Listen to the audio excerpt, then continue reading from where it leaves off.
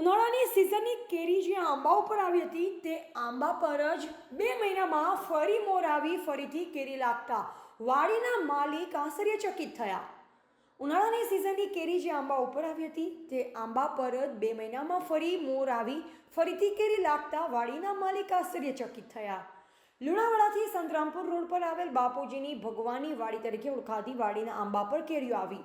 કુદરતનો કમાલ કે કળિયુગનો પ્રભાવ. ગ્લોબલ વોર્મિંગના કારણે પ્રકૃતિ ઉપર થયેલી અસર તો નથી ને?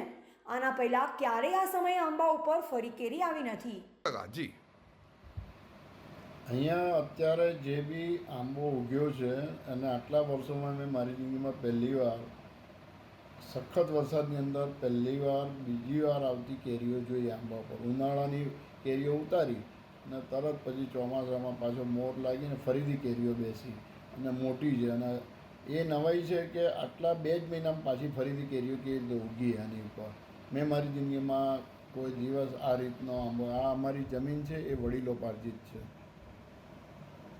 તો શું આ કે ફળ ખાવા લાયક છે કે નહીં આ હવે સિઝનની? એ ફળ માટે મારે તપાસ કરવી છે કે આવી રીતના બે વખત આવતું ફળ કેવું છે એ શંકા લાગી. એટલે મેં કહ્યું કે ચાલો પૂછીએ કે ભાઈ આ ફળ કેવું છે અને શું છે.